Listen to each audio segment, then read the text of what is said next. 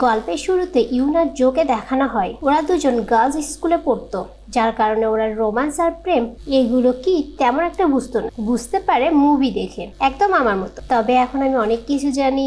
যাই হোক, গল্পটি শুরু করার আগে তোমাদের কাছে রিকোয়েস্ট, তোমরা যারা এখন আমার চ্যানেলটি সাবস্ক্রাইব করো নাই, প্লিজ আমার চ্যানেলটি সাবস্ক্রাইব করে দাও আর আমি গল্প শুরু করে দিই। ইউন ও নিজেকে অনেক সুন্দরী মনে করত আর মনে করতো সব ছেলেরা হয়তো ওকেই লাইক করে আর ডেটও করতে চায়, তাই একটু ভাবে থাক আর একটু এক লাইন বেশি। এদিকে জো ও একটু লাজুক টাইপের একটা মেয়ে ছিল, ছেলে দেখলেই দূরে দূরে থাক, মানে দুজনে বেস্ট ফ্রেন্ড হলেও ওরা ছিল একদম আলাদা ক্যারেক্টার। এরপর দেখা যায় ওরা পার্টি করছে, কারণ ওরা 20 বছরে পা দিয়েছে আর তার সাথে ওদের স্কুল লাইফ শেষ, এখন ওরা কলেজে ভর্তি হবে। ইউন জোকে বলে, আমার হোস্টেলগুলোতে থাকতে অনেক বোরিং লাগে, আমরা কলেজের পাশে একটা অ্যাপার্টমেন্ট ভাড়া নিব আর সেখানে থাকবে, কিন্তু তার আশেপাশে ছেলেরাও থাকতে পারে। জো ছেলেদের কথা শুনে ভয় পেয়ে যায় আর না করে দেয়। ইউন একটা ছেলের সাথে ডেটে যাবে বলে চলে যায়, একটু পর সেখানে অনেকগুলো ছেলে চলে আসে।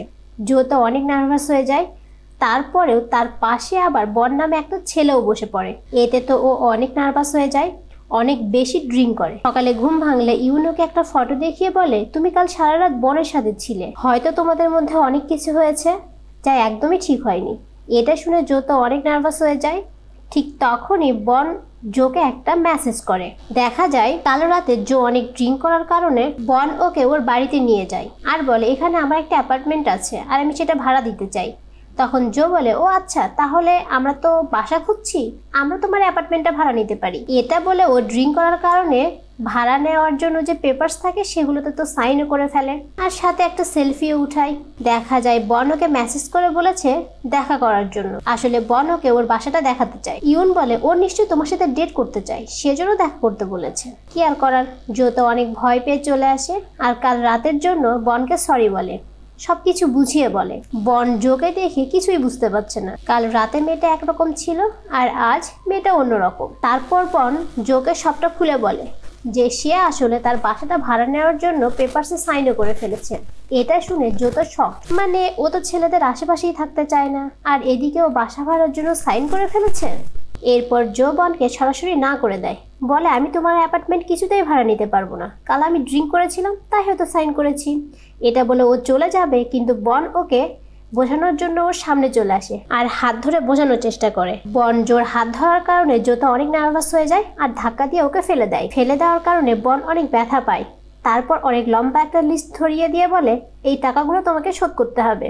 কিন্তু জোর কাছে তো কোনো টাকা ছিল না, ও কি করবে? তখন ও বরের অ্যাপার্টমেন্টটা ভাড়া নেওয়ার জন্য রাজি হয়ে যায়। জো বলে, ঠিক আছে, তুমি আমার অ্যাপার্টমেন্ট ভাড়া নিতে পারো, বাট আমার এই টাকাগুলো শোধ করার জন্য তোমাকে আমার সাথে আমার শপে কাজ করতে হবে আর যতদিন আমি অসুস্থ থাকবো ততদিন তুমি আমার সাথে থাকবে। এরপর দেখা যায় জো ইউনকে সাথে করে নিয়ে এসেছে আর ও পেপারে সাইন করে নেয়, কারণ জোর সাথে তো ইউনও থাকবে। এখানে ইউন বনের সাথে একটু ফ্লট করার চেষ্টা করে। বন ওখানে ওর একটা ফ্রেন্ডকে ডাকে যার নাম ছিল জুন আর ও এই ফ্ল্যাটেই থাকবে। জুনকে দেখে ইউনের মনে তো লাড্ডু ফোটা শুরু হয়ে যায়, কারণ জুন অনেক স্মার্ট আর হ্যান্ডসাম ছিল। এবার ইউন বনকে বলে, জুনও কি আমাদের সাথে থাকবে? বন বলে, শুধু জুন না, আরো একজন ফ্রেন্ড আছে আমার, সেও থাকবে, বা একজন ডিরেক্টর কাজের জন্য বাহিরে গেছে, চলে আসবে। এই কথা শুনে আমাদের জোর অবস্থা তো আরো অনেক খারাপ, কারণ ও তো এমনিতেই ছেলেদের থেকে দূরে থাকতে চায়, তার মধ্যে ওকে এখন 3 জন ছেলের সাথে থাকতে হবে, বোঝো ব্যাপারটা। আর আমাদের ইউন তো এখানে মনে মনে স্মাইল শুরু করে দেয় যে ওর তো মজাই হবে। জো ইউনকে বলে, এতগুলো ছেলের মধ্যে আমি কিভাবে থাকবো? ইউন তোর কথায় কোনো পাত্তাই দেয় না। ও বলে, তুই দেখে নিস, এখানে তো আমি আমার ট্রু লাভ খুঁজেই পাবো। যাই হোক, সকালবেলা ইউন আসছে ফ্রিজ খুলতে খাবার নেওয়ার জন্য, সেখানে ও জুনকে দেখতে পায়। জুনকে দেখে তো ইউনের মনে আবার লাড্ডু ফোটা শুরু হয়ে যায়। ও মনে মনে ভাবে জুন হয়তো ওকে লাইক করতে শুরু করেছে, কিন্তু জুন ওকে দেখে একটু নার্ভাস হয়ে ওখান থেকে কোনো কথা না বলে চলে যায়। এরপর জুন বনের কাছে এসে বলে, ইউন নামে মেয়েটাকে আমার একদম সুবিধার মনে হয় না, ও একটু নোংরা টাইপের, আমি কত সুন্দর করে ফ্রিজ গুছিয়ে রেখেছি আর ও তিনবার ফ্রিজ খুলেছে কিন্তু একবারও ঠিক মতো লাগায়নি, আমার ওকে একদমই পছন্দ না। এরপর জুন এসে দেখে ইউন কিচেনে নোংরা বাটিগুলো ওয়াশ করছিল, কিন্তু সেগুলোতে সাবান লেগেছিল, ঠিকঠাক মতো পরিষ্কার হয় নাই। এটা দেখে জুন ইউনকে বলে, তুমি চলে যাও, আমি এগুলো ক্লিন করে নিব। আমাদের ইউন তো মনে মনে ভাবা শুরু করে দেয় জুন হয়তো ওকে লাইক করতে শুরু করেছে, তাই ওকে কোনো কাজই করতে দিতে চাচ্ছে না, মানে এক লাইন বেশি বোঝা মেয়ে যা হয় আর। এরপর বন আর জুন কথা বলছিল। জুন বলছিল, আসলে আমাদের নতুন গল্পের জন্য একজন নতুন নায়িকা দরকার, কিন্তু কোথায় পাবো? তখন বন বলে তুই বরং একটা কাজ করতে ইউনকে নিতে পারি, আমার মনে হয় ও অ্যাক্টিং বেশ ভালোই করতে পারবে। জুন বলে হ্যাঁ, ওর চুলগুলো অনেক সুন্দর লম্বা লম্বা, আমার মনে হয় এই গল্পের জন্য ও পারফেক্ট হবে। এই অল্প কয়েকটা কথা ইউন লুকিয়ে লুকিয়ে শুনতে পায়, আর এই কথাগুলো শুনে তো ও অনেক কিছু চিন্তা করে ফেলে। ও ভাবছে বন হয়তো জুনকে এটাই বলছে ইউন জুনের জন্য পারফেক্ট। এরপরে তো ওর মনে লাড্ডু ফোটা শুরু হয়ে যায়। রাতে জুন ইউনকে মেসেজ করে বলে কাল তুমি আমার সাথে দেখা করবে। ইউন মেসেজটা দেখেই তো লাফানো শুরু করে দেয়, আর ও রাজি হয়ে যায়। ও ভাবে জুন হয়তো ওকে কাল থেকেই ডেট করতে চায়। নেক্সট দিন জুন তো ইউনকে একটা ভূতের ক্যারেক্টার প্লে করতে বলে। এখানে ইউন অনেক রেগে যায়, মানে সে কি ভেবেছিল আর কি হলো। যাই হোক, ভূত হিসেবে তো ইউনকে অনেক বেশি কিউট লাগছিল, আর ও অনেক সুন্দর অ্যাক্টিংও করে, যেটা দেখে মাউন তো ইমপ্রেস হয়ে যায় আর নিজের থেকে ইউনের সাথে কথা বলতে চলে আসে। মাউন ওর মাস্কটা খুললে ইউন তো শকড, মানে ওকে নিয়ে ওর মনে লাড্ডু ফোটা শুরু হয়ে যায়। কি হ্যান্ডসাম একটা ছেলে, মানে বোঝো, প্রথমে বন, তারপরে জুন, তারপরে মাউন, মানে ও যখন যাকে দেখছে ও তখন তার প্রেমে পড়ে যাচ্ছে।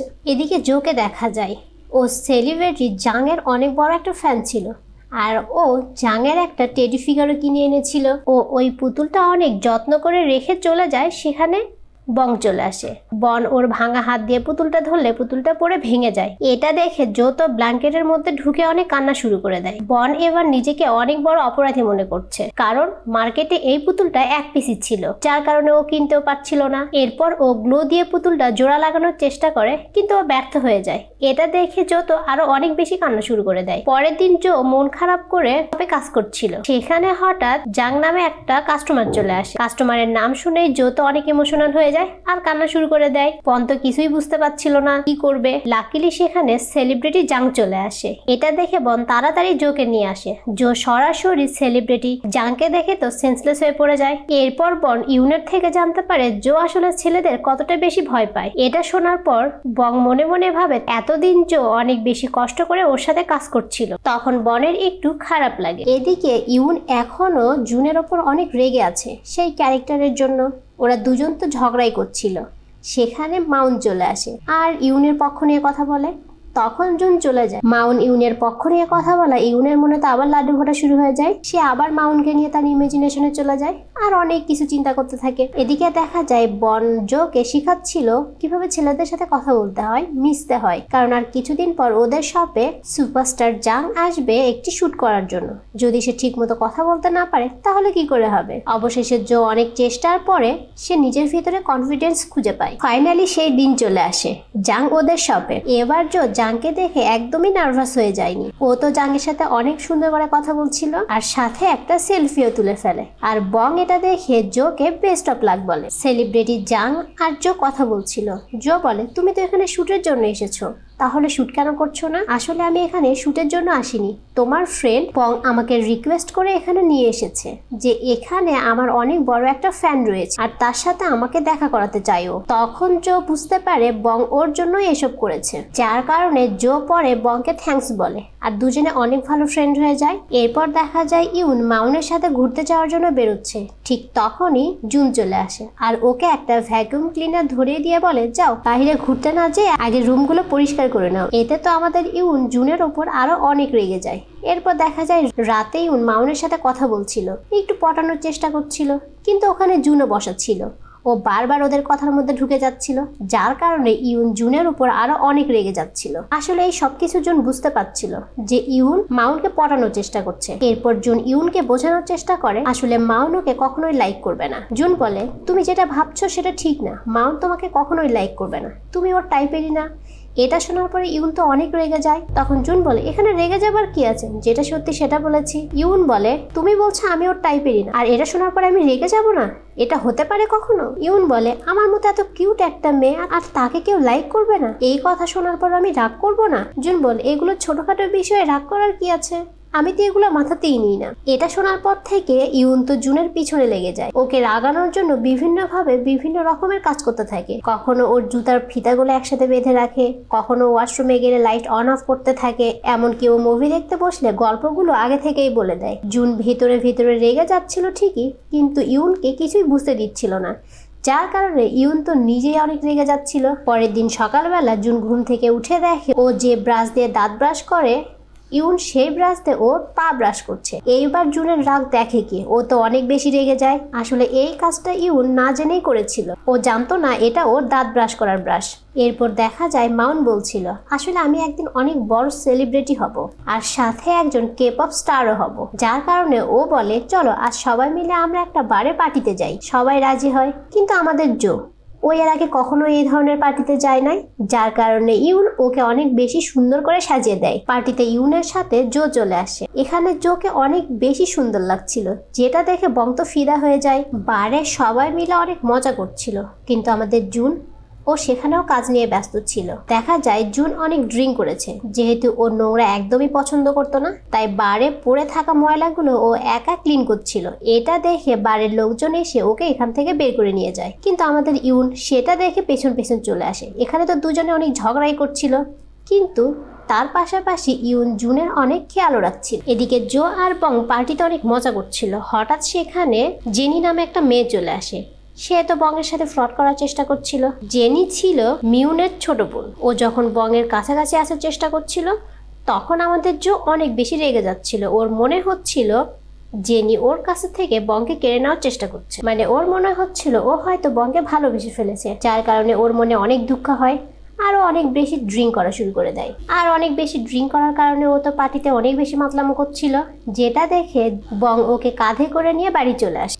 একটু পরে ওর ঘুম ভেঙে যায়। যাই হোক, ও খাবার টেবিলে এসে বংয়ের কাছে কাল রাতের জন্য সরি বলে। ও বলে, কাল রাতে আমি তোমার সাথে কি করেছি না করেছি আমি জানি না, তবে সবকিছুর জন্য সরি। হ্যাঁ, এটা শোনার পরে ইউন জুনকে বলে, তুমি কি আমাকে সরি বলতে চাও না? জুন বলে, আমি তোমাকে কেন সরি বলতে যাবো? মানে ও একটু অ্যাটিটিউড নিয়েই থাকবে সব সময়। একটু পর সেখানে জেনি চলে আসে আর ও বলে, আজ থেকে আমি তোমাদের সাথে এখানেই থাকবো। এটা শোনার পরে জোর অবস্থা তো অনেক খারাপ। জো ভাবছে জেনি তার থেকে অনেক বেশি সুন্দরী, এখন যদি ও বংকে ওর থেকে কেড়ে নেয় তখন ও কি করবে? জো আর বং দুজনের সাথে কাপড় নাড়ছিল। একটু পর সেখানে জেনি চলে আসে আর গাছে পানি দিচ্ছিল। তার পানি দেওয়ার স্টাইলটা এমন ছিল যে জো বলে, ও কি গাছে পানি দিচ্ছে নাকি মডেলিং করতেছে? একটু পর বং জেনির সাথে অনেক বেশি হাসি খুশি ছিল, যেটা দেখে জো তো অনেক আপসেট হয়ে যায় আর বাসায় এসে মন খারাপ করে ওদের কথাই ভাবছিল। তখন ইউন বলে, আমার ভোলা ভালা বান্ধবীটার এত মন খারাপ কেন? সে তো প্রেমে পড়েছে, তাই না? আর ইউন জোকে বলে কিভাবে বংকে ও ইমপ্রেস করবে। পরের সিনে মাউনকে দেখা যায়, ও আবার ওর স্বপ্ন চেঞ্জ করেছে। ও বলছে, আমি অনেক বড় একজন ফটোগ্রাফার হতে চাই, তার জন্য আমার একটা মেল মডেল লাগবে। তখন সেই মেল মডেল হিসেবে বংকে সিলেক্ট করে ফেলে। একটু পর সেখানে জেনি চলে আসে। ও বলে, তাহলে আমি ফিমেল মডেল হতে পারি। এটা শোনার পরে জোর অবস্থা তো অনেক খারাপ। জো তো অনেক জেলাস হয়ে যায়। জো ভাবতে শুরু করে কিছুতেই জেনিকে বংয়ের কাছাকাছি আসতে দেওয়া যাবে না, তাই ও ফিমেল মডেল হিসেবে কাজ করতে চায়। এখন মাউন পড়ে যায় বিপদে, কি করবে, কাকে নিবে? তাই ও দুজনের মধ্যে কম্পিটিশন লাগিয়ে দেয়, যে ফার্স্ট হবে সেই মডেল হিসেবে কাজ করবে। দুজন দুজনের দিক থেকে বেটার করার চেষ্টা করে, যেটা অনেক বেশি ফানি ছিল। ফাইনালি মাউন মডেল সিলেক্ট করে দেয়, ও জোকে সিলেক্ট করে। দেখা যায় বং মাউনকে বলেছিল ও যেন জোকেই সিলেক্ট করে। ওদের ফটোশুট শুরু হয়। ওরা দুজনে তো অনেক ভালো ফটোশুট করছিল। তারপর দেখা যায় বং রুমে এসে মজা করছিল, কারণ ও জোর সাথে পার্টনার হয়ে কাজ করতে পেরেছে। পরের দিন সকালে ইউন দেখে বং আর জুন কথা বলছিল। জুন কোনো একজনকে ফোন করে বলে সে এটা বন্ধ করে দিতে চায়। তখন ইউনের মনে পড়ে ও জানতো জুন পার্ট টাইম জব করে। ও ভেবে নেয় জুন হয়তো টাকার অভাবে ওর পড়াশোনাটা বন্ধ করে দিতে চাচ্ছে, তাই ও জুনের সাথে বিভিন্ন জায়গায় ফটোশুটের কাজ করে আর সেখান থেকে যে টাকাগুলো পায় সেগুলো ও জুনকে দিয়ে দেয় আর বলে, এই টাকা দিয়ে তুমি তোমার পড়াশোনা কন্টিনিউ করতে পারো, এবার তো তোমার টাকার জন্য পড়াশোনা বন্ধ করতে হবে না। তখন জুন বলে, তুমি কি পাগল হয়ে গেছো? তুমি কি বলছো এসব? ইউন বলে, তুমি আমার কাছে লজ্জা কেন পাচ্ছ? আমরা তো একসাথে থাকি, তাই না? তুমি আমাকে সবটা বলতে পারো। তখন জুন বলে, আসলে আমি সময়ের অভাবে জিম করার সুযোগ পাচ্ছিলাম না, তাই সেটা ক্যান্সেল করে দিয়েছি। আর তুমি বলছো এসব কথা? এটা শোনার পরে ইউন তো মনে মনে অনেক রেগে যায় আর বলে, আমি কার জন্য কি করেছি?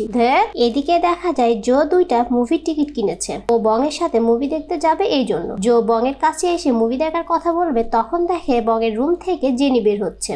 জেনি বের হয়ে বলে, তুমি এখানে কি করছো? চলো আমরা আমাদের কাজ করি। বং জেনির সাথে রুমে চলে আসে। জো বংকে জেনির সাথে দেখে অনেক বেশি আপসেট হয়ে চলে যায়। দেখা যায় মার্কেটে সেলিব্রিটি জাং এর আরো এক টেডি ফিগার চলে এসেছে।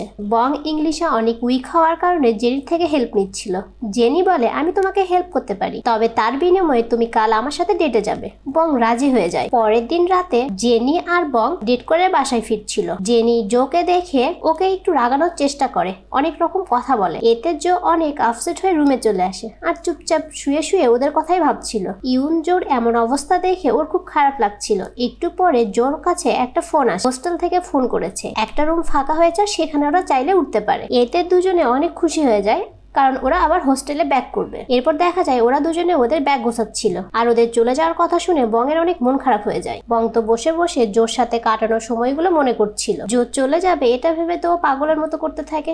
একটু পর সেখানে জুন চলে আসে। ও বলে, তুমি এসব পাগলামি না করে ওকে বরং প্রপোজ করে দাও, কারণ ও যদি হোস্টেলে চলে যায় তাহলে তুমি আর ওকে প্রপোজ করতে পারবে না। দেখা যায় বং এর কাছে জিনি চলে আসে আর বলে, তুমি আমার সাথে কাল ডেট করেছো, তার মানে তুমি আমাকে ভালোবাসো, এরপর থেকে তুমি আমার সাথে সত্যি সত্যি ডেট করতে চাও। এখানে বং এর সাথে জেনি ঝগড়া লেগে যায় আর ইউন ওদেরকে দেখে ফেলে। ইউন তো সবসময় এক লাইন বেশি বোঝে। ইউন ওদের মধ্যে ঝগড়া না দেখে রোম্যান্স দেখতে পায়। এতে তো ও মনে মনে অনেক রেগে যায় আর বলে, আমার ফ্রেন্ড তোর জন্য কষ্ট পাচ্ছে আর তুই অন্য মেয়ের সাথে রোম্যান্স করছিস, দাঁড়া, তোকে আমি কিছুতেই ছাড়বো না। এরপর দেখা যায় বং ইউনের কাছে এসেছে আর বলে, আমি একটা মেয়েকে প্রপোজ করতে চাই, কিন্তু কিভাবে। ইউন ভাবে ও হয়তো জেনিকে প্রপোজ করবে, তাই কিছু স্টুপিড আইডিয়া দেয়। বং সেই স্টুপিড আইডিয়া মতোই কাজ করছিল। এতে ওর অনেক কষ্ট হচ্ছিল, তারপরে ও চেষ্টা করে যাচ্ছিল। এরপর জুন ইউনের কাছে একটা গিফট নিয়ে আসে।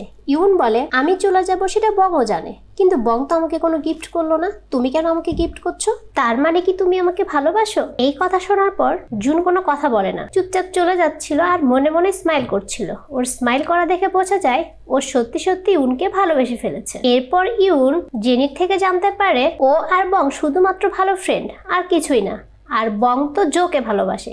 এটা শোনার পর ইউনের তো মাথায় হাত, কারণ ও তো বংকে প্রপোজ করার জন্য কিছু স্টুপিড আইডিয়া দিয়েছিল আর এগুলো ও জোর উপরই অ্যাপ্লাই করবে। এসব ভেবে তো ও অনেক বেশি ঘাবড়ে যায়। দেখা যায় বং সেই স্টুপিড আইডিয়াগুলো দিয়েই জোকে প্রপোজ করার চেষ্টা করছিল আর এতে ও অনেক বেশি ব্যথাও পাচ্ছিল, যার কারণে ও সেই আইডিয়াগুলো বাদ দিয়ে জাঙ্গের সেই টেডি ফিগারটা গিফট করে আর নিজের মনের কথাগুলো বলে দেয়, মানে প্রপোজ করে দেয়। এতে তো আমাদের জো অনেক বেশি হ্যাপি হয়ে যায়, কারণ ও তো মনে মনে বংকে লাইক করতো আর ভালোবেসে ফেলেছিল। এরপর দেখা যায় ওরা সবাই ফটোশুট করছিল, কারণ জো আর ইউন হোস্টেলে চলে যাবে। এখানে বং আর জোকে দেখে বোঝা যায় ওরা দুজনে বেশ হ্যাপি আছে, মানে ওরা ডেট করছে। এদিকে ইউন আর জুন ওরা তো শুধু ঝগড়াই করে যাচ্ছে। একটু পর বোঝা যায় ওরা দুজন যতই ঝগড়া করুক না কেন একজন আরেকজনকে ডেট করছে, মানে দুইজনের রিলেশনে আছে। এখানে এই মজার ড্রামাটি শেষ হয়ে যায়।